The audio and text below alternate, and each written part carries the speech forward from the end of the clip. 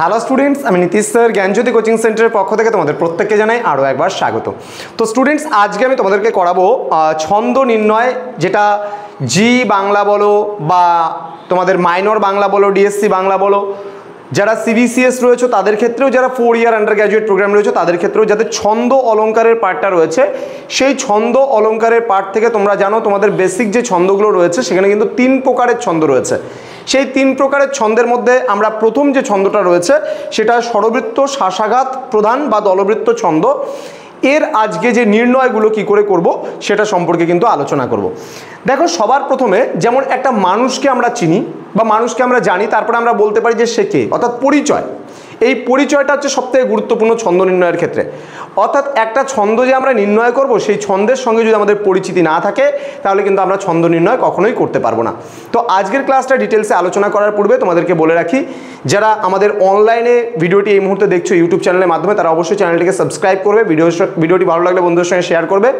প্রত্যেকটা স্টুডেন্টের কিন্তু কোনো না কোনো সেমিস্টারে কিন্তু এই ছন্দ নির্ণয় পাঠটা থাকবেই, এটা সবার জন্য ক্লাসটা কিন্তু করাচ্ছি। ওকে, তো আজকে স্বরবৃত্ত, শ্বাসাঘাত প্রধান বা দলবৃত্ত ছন্দ থেকে আলোচনা করব। দেখো, বেসিক্যালি সবার প্রথমে আমাদের যেটা জানতে হবে সেটা হলো বৈশিষ্ট্য বা ফিচার্সগুলো কী কী রয়েছে। যেমন শ্বাসাঘাত ছন্দ বা দলবৃত্ত ছন্দের যদি আমরা বৈশিষ্ট্যগুলো দেখি, যে প্রথমে আমাকে জানতে হবে মাত্রা গণনা পদ্ধতি কি আছে। যে একটা ছন্দ যে আমি গণনা করব তার মাত্রাগুলো গণনা পদ্ধতি আমাকে জানতে হবে।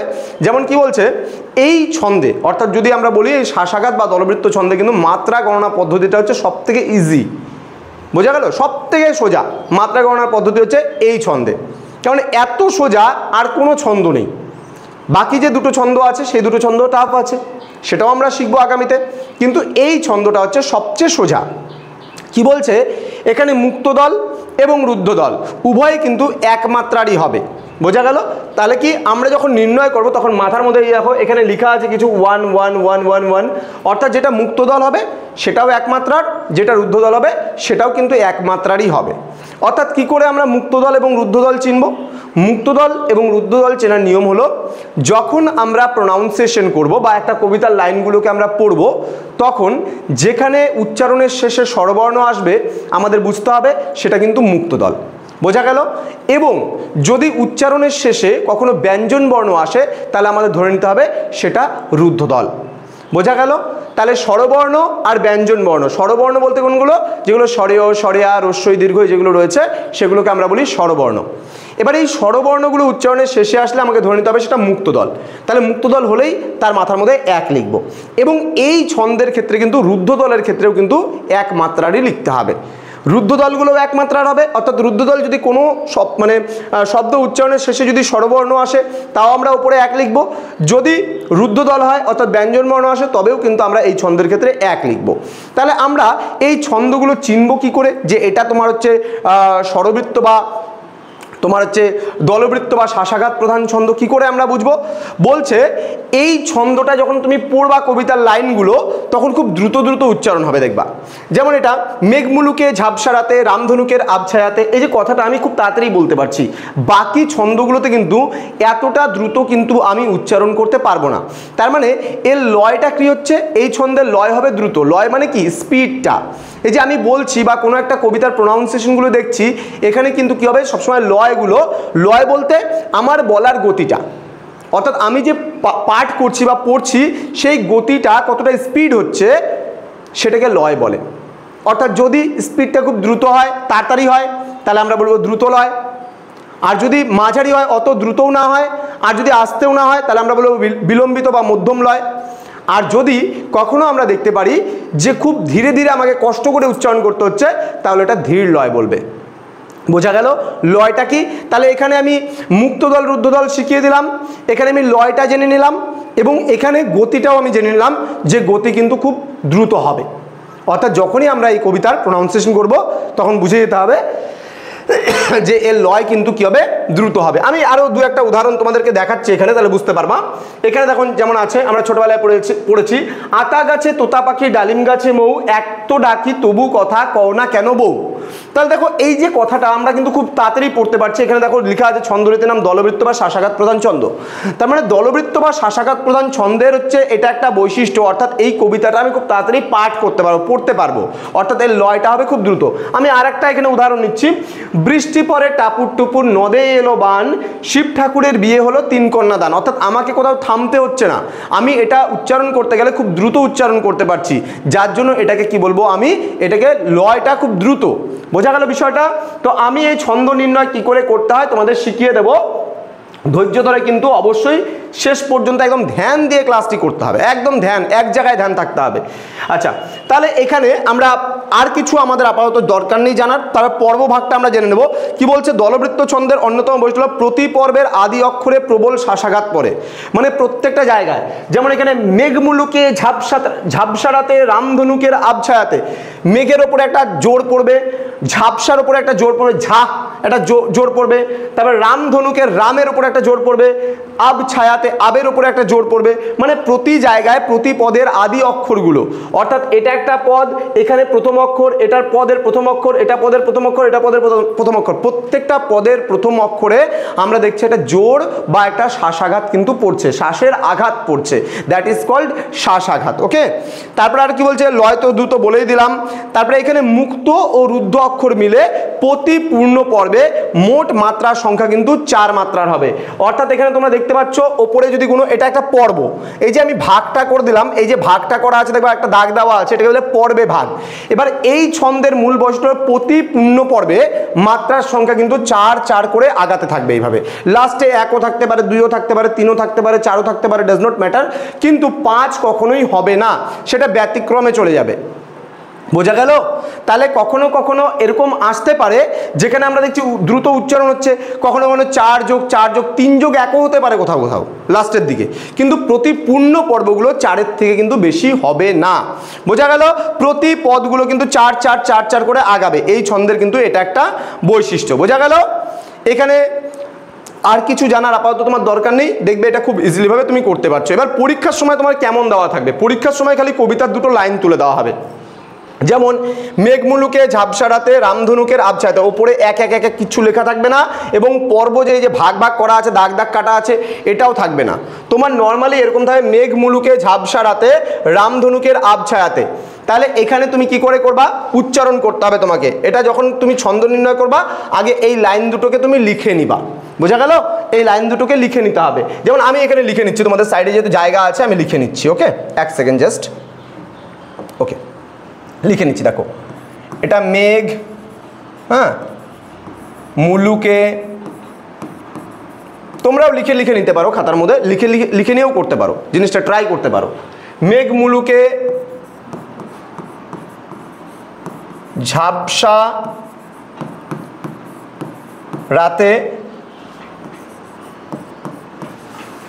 রাম, মেঘের নিচে হসন্ত ছিল, হ্যাঁ, ঝাপের পয়ের নিচে হসন্ত ছিল, হ্যাঁ, রামধনুকের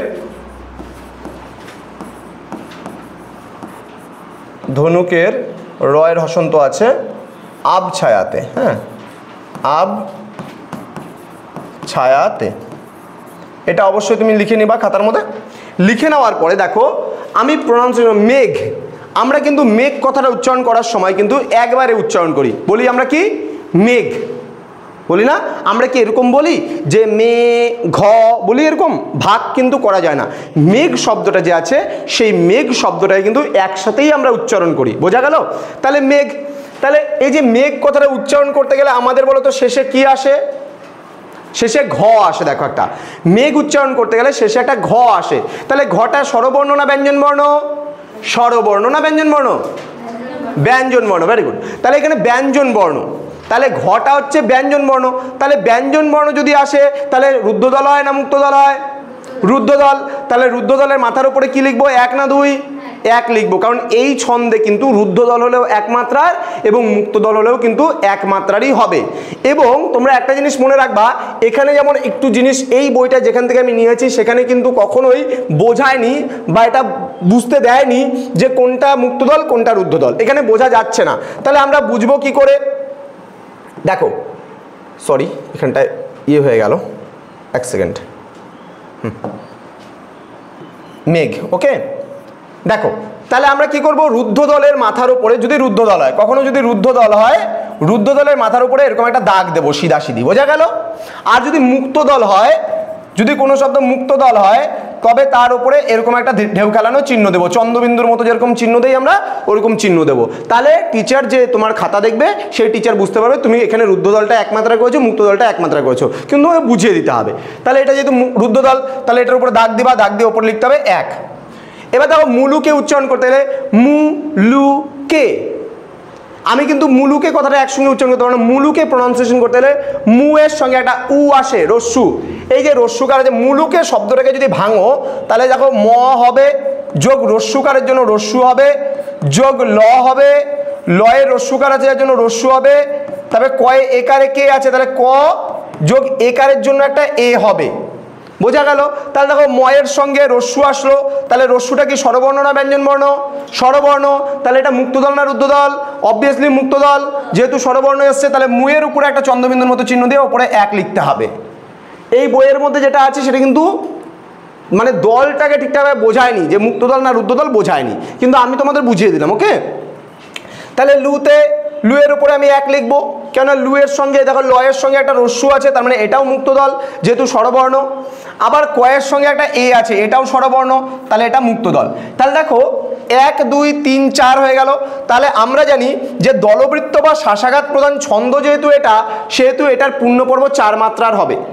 তাহলে পূর্ণপর্ব, তাহলে এখানে একটা দাগ দেবো, আমি ভাগ করে দিলাম। তাহলে এই যে পর্বে ভাগ হয়ে গেল, এটা 4 মাত্রার পর্ব হয়ে গেল, পূর্ণ পর্ব।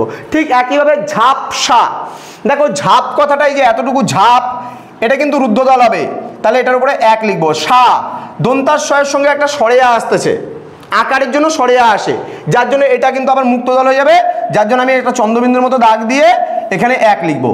রাতে, দেখো বসিন্দ্র একার, তো একেতে রাতেটাকে ভাঙলে পারে বসিনারর সঙ্গে একটা সরেয়া আসে, আকারের জন্য সরেয়া, প্লাস তয়ের সঙ্গে একটা এ আসে, রাতে। আমরা এইভাবে উচ্চারণ, রাতে একসঙ্গে উচ্চারণ করা যায় না, তাহলে রাতে ভেঙে ভেঙে উচ্চারণ করতে হচ্ছে। তাহলে রায়ের জন্য এক যেহেতু মুক্ত দল, তয়কারের তের জন্য এক যেহেতু এটা মুক্ত দল, বোঝা গেল। তাহলে এটা কি হয়ে গেল, এটা পূর্ণ পর্ব হয়ে গেল। তাহলে এটা একটা পূর্ণ পর্ব, এটা একটা পূর্ণ পর্ব, তাহলে দুটো পূর্ণ পর্ব হলো। তাহলে কত হলো, 4 যোগ 4, অর্থাৎ এটা হয়ে গেল 8 মাত্রার। এভাবে আমাদের লিখতে হবে, পাশে কত মাত্রার হলো সেটা পাশে লিখে দিতে হবে, বোঝা গেল। আচ্ছা, রাম, তাহলে রাম কথাটা একসঙ্গে উচ্চারণ হয়, আমরা বলি না রাম, বলি কি কখনো? রাম বলি না, আমরা রাম কথাটা একসঙ্গে উচ্চারণ করি, যার জন্য এটা রুদ্ধদল ম আসলো শেষে, যার জন্য এটা রুদ্ধদল, মাথার উপরে দাগ দিয়ে একটা এক লিখবো। ধনুকের, দেখো ধ অ আসে একটা, তাহলে ধটা হচ্ছে মুক্ত দল, দন্তান্বয় রস্যুটা হলো মুক্ত দল, কের কথাটা একসঙ্গে উচ্চারণ হবে, এটা রুদ্ধ দল হলো, তারপরেও কিন্তু এর মাথার মধ্যে এক লিখবো আমরা, বোঝা গেল। কেন এক লিখলাম? তার কারণ এটা রুদ্ধ দল এই ছন্দে এক মাত্রারই হয়, বোঝা গেল। তাহলে এটা 1 1 1 1 4 মাত্রা হয়ে গেল, এখানে একটা পর্বে ভাগ করে দেবো আমি। আব ছায়াতে, আব, আব কথাটা হচ্ছে রুদ্ধ দল, আব বলি না আমরা, আব একসঙ্গে বলি। আর ব যে শেষে আছে এটা হচ্ছে ব্যঞ্জন বর্ণ, তাহলে ব্যঞ্জন বর্ণ থাকার কারণে এটা কোন দল? রুদ্ধ দল হবে। তাহলে এখানে ওপরে আমরা রুদ্ধ দলের উপরে এক লিখবো। ছায়াতে, তাহলে ছা, ছয়ের সঙ্গে একটা আ আছে সরেয়া, যার জন্য আমরা এখানে মুক্ত দল এক মাত্রা লিখবো। 29 তয় আকারে আছে, আকারের জন্য একটা আ আসবে, যার জন্য এটাও মুক্ত দল, তাহলে ওপরে এক লিখবো। তে, তয় একারে তে এ আসতেছে, যার জন্য এটাও মুক্ত দল হলো, তাহলে এর উপরেও এক লিখবো। তাহলে এটাও কি হয়ে গেল, 4 যোগ 4 = 8। আশা করি এতটুকু তোমরা বুঝতে পেরেছো যে এই যে ছন্দটা যে আমরা নির্ণয় করলাম বা কি করে আমরা করলাম, এখানেও কিন্তু বইয়ের মধ্যেও ক্লিয়ারিটি দেওয়া নেই, এবং কিছু কিছু বই তোমরা দেখতে গেলে তোমাদের মাথা গন্ডগোল লেগে যাবে। কেমন বিষয়টা আমি বলছি, তাই বলে কি আমরা বই পড়বো না? বই পড়বো, কিন্তু শিখে নিয়ে বই পড়বো, বোঝা গেল। অনেক ভালো ভালো রাইটারের বই আছে ছন্দ অলঙ্কারের ওপরে, কিন্তু দেখা যায় যত ভালো রাইটারের বই, রাইটার তো ঠিকঠাকভাবে লিখে দেয়, কিন্তু যখন যারা টাইপিং করছে, সেই টাইপিং করার পরে কি করে, অনেক অনেক বইয়ে দেখবা এইভাবে এক না লেখার কারণে এরকমভাবে দাগ দেওয়া থাকে। এবার এই যে দাগ, কোথায় 2 মাত্রার জন্য 2 দিচ্ছে, কোথায় 1 মাত্রার জন্য 1 দিচ্ছে, বোঝা যাচ্ছে না। দেখা যাচ্ছে রুদ্ধ দলের 2 মাত্রার 2টো দাগ দেওয়ার কথা, সেই একটা দাগ চলে গেছে মুক্ত দলের উপরে, তো এতে কিন্তু গন্ডগোল হবে। তোমরা যখনই ছন্দ নির্ণয় করবা, তখন এখানে 1 অথবা 2 লিখেই ছন্দ নির্ণয় করবা, বোঝা গেল। এই বিষয়টা বোঝা গেল, আমি রাফ করে দিচ্ছি এটা। এবার দেখো জিনিসটা, এই জিনিসটাই সেম আমি করালাম এতক্ষণ ধরে। এবার এখানে কি কি লিখতে হয় তোমাদের, তোমাদের কিন্তু এতটুকুতে খালি নির্ণয় করে দিলেই শেষ নয়, এখানে আরও কিছু লিখতে হবে। কি লিখতে হবে? এখানে মাত্রা রীতি লিখতে হবে। মাত্রা রীতি কি? আমরা বৈশিষ্ট্য যে পড়েছি, বৈশিষ্ট্য যদি আমাদের ক্লিয়ারিটি থাকে, আমাদের সব কিছু না লিখলেও চলবে। প্রথমত ছন্দের নাম অবশ্যই লিখবা, ছন্দ রীতি। ছন্দের নামটা সবার প্রথমে নিয়ে আসবে। এটা বইয়ের মধ্যে যেই বই থেকে আমি নিয়েছি সেই বই আগে মাত্রা রীতি দিয়েছে, আমার মাত্রা রীতি দরকার নেই। আগে ছন্দটা আমাকে বলতে হবে টিচারকে যে এটা এই ছন্দের মধ্যে পড়ছে, আমি এই ছন্দটা নির্ণয় করছি। তার মানে সবার প্রথমে ছন্দ রীতি যখন লিখবা, দলবৃত্ত বা শ্বাসাঘাত প্রধান ছন্দ এই নামটা সবার প্রথমে লিখবা। ক্লিয়ার? 2 নাম্বার করবা মাত্রা রীতি। মাত্রা রীতি পয়েন্ট করে পাশে কি লিখবা? প্রতি দলে বা অক্ষরে এক মাত্রা হয়, অর্থাৎ এখানে মুক্ত দলও এক মাত্রার এবং রুদ্ধ দলও এক মাত্রার, এই কথাটা লিখে দিবা। বোঝা গেল? পাশে মুক্তদল এবং রুদ্ধদল যে এক মাত্রার এই ছন্দের বৈশিষ্ট্যের মধ্যে পড়ে সেটা কিন্তু অবশ্যই লিখে দেবে। আচ্ছা, তাহলে পর্ব। পর্ব কি বলছে? প্রতি পূর্ণ পর্বে 4 মাত্রার। আমি একটু আগে দেখালাম এই যে 1 2 3 4, তাহলে এই যে 4 যোগ 4 করে 8 হলো। তাহলে এখানে বলছে প্রতি পূর্ণ পর্বে 4 মাত্রার হয়। এবার চরণ। চরণ কটা আছে? চরণ মানে লাইন, ঠিক আছে? কবিতার লাইন কটা? বলছে প্রতি চরণে 2টা পর্ব রয়েছে। 2টা পর্ব মানে এই যে একটা পর্ব, এটা এই দাগের পাশে এই পাশে একটা পর্ব, ওই পাশে একটা পর্ব, তাহলে 2টো করে পর্ব। তাহলে 2টো করে পর্ব কত কত মাত্রার হলো? 4 যোগ 4। এবার চরণ শেষে একটা মিল থাকবে। এই ছন্দের আরেকটা বৈশিষ্ট্য, চরণের শেষে, মানে চরণের শেষে বলতে প্রতি লাইনের শেষে একটা মিল থাকবে। কি করে? দেখো, রাতে ছায়াতে, তার মানে এর শেষেও তয়েকারেতে, এর শেষেও তয়েকারেতে, আতে আতে দুটার শেষে উচ্চারণ হচ্ছে। দেখো, মেঘমুলুকে ঝাপসা রাতে রামধনুকের আব ছায়াতে, যখন দুটোর মধ্যেই তুমি মিল পেয়ে যাবা, তুমি অটোমেটিক্যালি বুঝে যাবা এটা দলবৃত্ত বা শ্বাসাঘাত প্রধান ছন্দ বা স্বরবৃত্ত ছন্দ। তুমি ইজিলি ভাবে বুঝবা। কিছু সিম্বল আছে যেগুলো দেখে তোমাকে চিনতে হবে এটা এই ছন্দের মধ্যে পড়ছে। তাহলে সবার প্রথম আমাদের যে কাজটা থাকবে সেটা হলো দেখা যে দুটো লাইনের মধ্যে মিল আছে কিনা। প্রথম দুটো লাইনের মধ্যে মিল থাকতে পারে, অথবা 2 নাম্বার লাইনের সঙ্গে 4 নাম্বার লাইনের মিল থাকতে পারে, বা প্রতিটা লাইনের শেষে মিল থাকতে পারে। 1-এর সঙ্গে 2, 3-এর সঙ্গে 4, 4টা লাইনেরও ছন্দ নির্ণয় দিতে পারে তোমাদের। বোঝা গেল বিষয়টা? ক্লিয়ার একদম হয়ে গেল। যেমন এখানে রাতে আর আতে এই যে মিলটা আছে, তাহলে এই মিলটাও কিন্তু এই ছন্দের অপর একটা বৈশিষ্ট্য। এবার স্তবক। স্তবক মানে প্যারাগ্রাফের কথা বলতে পারি। বলছে 2 পর্বের 8 মাত্রার সমিল 2 চরণের স্তবক। যদি তুমি ভাবো যে স্তবক দিব না, তুমি এটা নাও দিতে পারো। আর তুমি যদি ভাবো যে আমরা বৈশিষ্ট্যও দেবো না, তুমি এটাও না দিতে পারো, কোনো অসুবিধা নেই। কিন্তু তোমাকে মেইন যে জিনিসগুলো দিতে হবে সেটা হলো ছন্দের নামটা অবশ্যই বলতে হবে, মাত্রা রীতি বা মাত্রা গণনা পদ্ধতি এটা অবশ্যই দিতে হবে, পর্বটা অবশ্যই বলে দিতে হবে, এবং চরণের কথা কিন্তু অবশ্যই উল্লেখ করতে হবে। এই 4-5টা জিনিস তোমাকে উল্লেখ করতে হবে, তবেই তোমার এই ছন্দ নির্ণয় কারেক্ট হিসাবে বিবেচিত হবে এবং তুমি ফুল মার্কস ছন্দ নির্ণয় পাবা, আদারওয়াইজ কিন্তু পাবা না। তাহলে ক্লিয়ার? আশা করি বোঝাতে পারলাম বিষয়টা। আচ্ছা, এবার আমরা যে দ্বিতীয় যে পার্টটা রয়েছে, তৃতীয় একটা পার্ট দেখো, আতা গাছে তোতা পাখি ডালিম গাছে মৌ, এত ডাকি তবু কথা কও না কেন বউ। তাহলে দেখো যে মৌ আর বউয়ের মধ্যে একটা মিল আছে, তার মানে এটা আমাদের বুঝে যেতে হবে। আমি যখনই পড়ছি পরীক্ষার সময় কিন্তু এই যে পর্ব ভাগগুলো থাকবে না, পরীক্ষার সময় পুরো লাইনটা এই লাইনটা আর এই লাইনটা দেওয়া থাকবে, আর কিচ্ছু দেওয়া থাকবে না। বলবে ছন্দ নির্ণয় করো, তোমাকে বলাও হবে না যে এটা কোন ছন্দ। তাহলে এই যে মৌয়ের সাথে বউয়ের একটা মিল আছে, তাহলে এই মিলটা দেখে তোমাকে বুঝে যেতে হবে এটা দলবৃত্ত বা শ্বাসাঘাত প্রধান ছন্দ বা স্বরবৃত্ত ছন্দ। ক্লিয়ার?